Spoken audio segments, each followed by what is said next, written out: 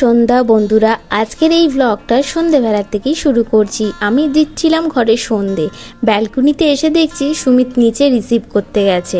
আসলে কি বলতো, ঘরে কিছু জিনিস ছিল, সেগুলো আনার ছিল। আমি ওকে বললাম, কি গো, বাজার দোকান করার আছে কিছু ছোটোখাটো, তুমি কি যাবে? ও বললো, দেখো আজ আমার শরীরটা একটু সাথ দিচ্ছে না, এমনিই সকালে স্টাফের যে খাবার হয় ওটা খেয়ে আমার শরীরটা খারাপ লাগছে, তা আমি আজকে আর কোথাও যাবো না, আমি ফ্লিপকার্টে অর্ডার করে দিচ্ছি। ব্যাস, ফ্লিপকার্টে অর্ডার করেছে, ব্যাস ওইটাই রিসিভ করতে যাচ্ছে, মানে গেছে।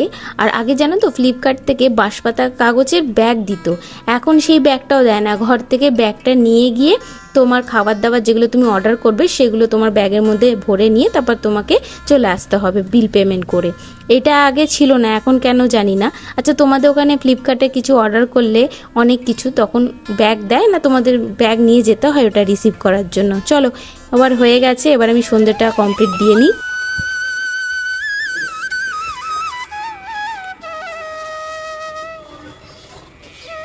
সন্ধ্যে দিতে দিতে গেছিলাম। হ্যাঁ,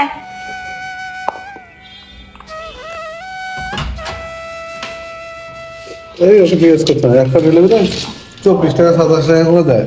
তাই এটাতে তোমার 27 টাকা দেয়। সুমিতের হাতে সময় নেই, তাই অনলাইনে আবার অর্ডার করা হয়েছে তরমুজ, বড় সাইজের একটা তরমুজ। এ দেখো, ঢ্যাঁড়স, এর মধ্যে আছে কাঁচা লঙ্কা, গোলমরিচ, গোটা গোলমরিচ, এটা হচ্ছে কাঁচা লঙ্কা দুটো, শসা দুটো, ধনে, গোটা ধনে, মুগ ডাল, আর এটা হচ্ছে জিরে। মুসুর ডাল অর্ডার করনি? মুসুর ডাল আসেনি। দই, দুধ, তেজপাতা, এটা দুটো লেবু, আর এটা হচ্ছে ডাস্টবিন ব্যাগ, গার্বেজ ব্যাগ, আর এটা হচ্ছে ধনে পাতা।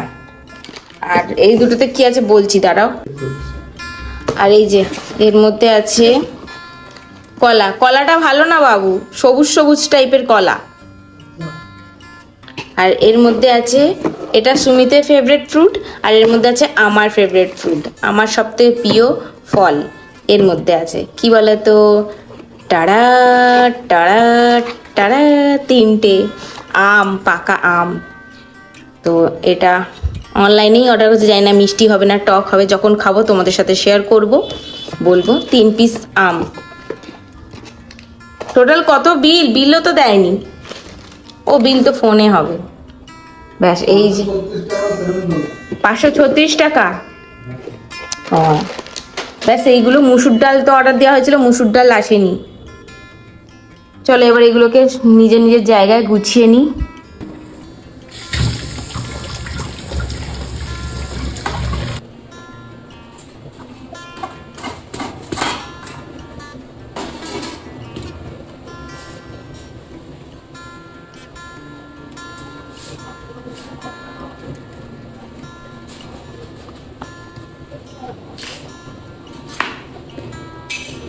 ও মাই গুডনেস, কতটা লাল!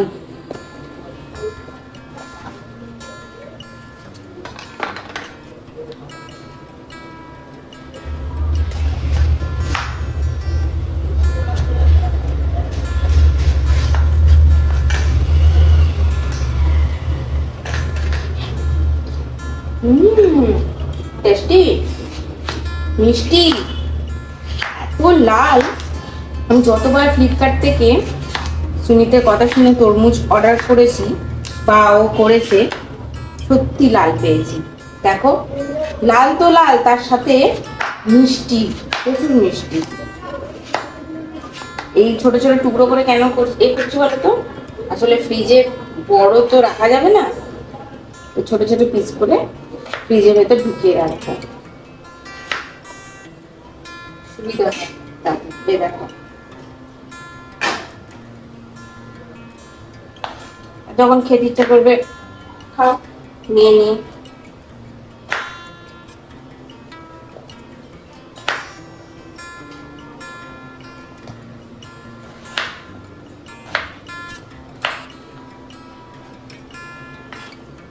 আজকে গঙ্গা ঘাটে যাওয়া হবে না, ভেবেছিলাম গঙ্গা ঘাটে যাব, হবে না।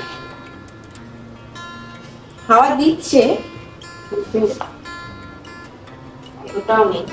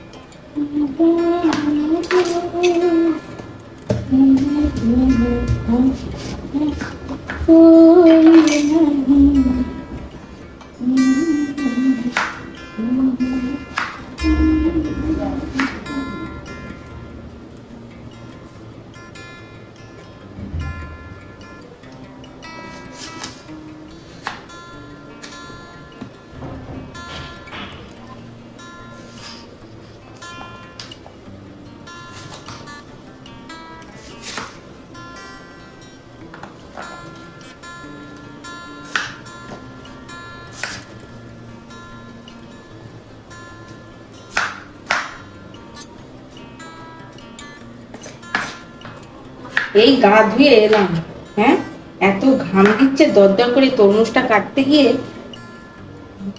আবার সে ঘেমে নিয়ে একাকার হয়ে গেল, চিড়চিড়ে গরম। এবারে তরমুজটা তো ভালো, মিষ্টি যেমন তেমন লাল, কিন্তু সাদা অংশটা অতিরিক্ত।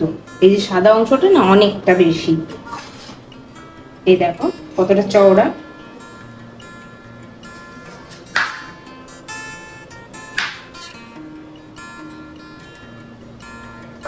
পুরোটাই কেটে রেখে দিলাম, ফ্রিজের মতন তুলে রেখে দেবো। আর এখন যতটা খাবো খাবো, ব্যালকনিতে নিয়ে বসে খাবো। ব্যালকনিতে হাওয়া আসছে, কিন্তু একটা কোণের দিকে আসছে, পুরো ব্যালকনিতে হাওয়াটা অতটা আসছে না।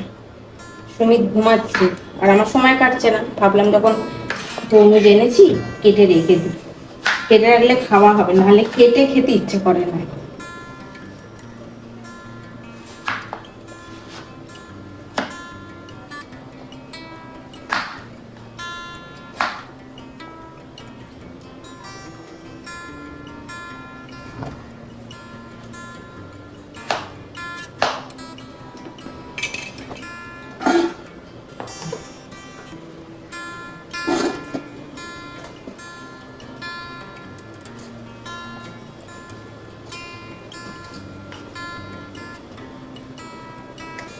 চলো ব্যালকনিতে বসে আমি খাই, এটা ফ্রিজে ঢুকিয়ে দিই।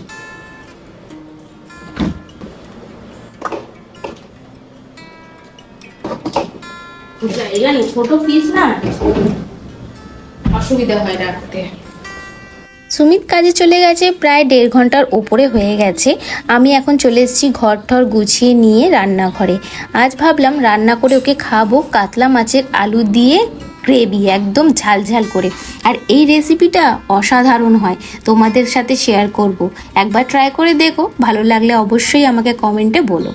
তা কাতলা মাছ 2 পিস আমি বার করে নিয়েছি ডিপ ফ্রিজ থেকে, তাই জন্য আমাকে এই মাছটা না ডিপে একদম ফ্রাই করতে হবে, মানে ধরো ছাকা সর্ষের তেলে।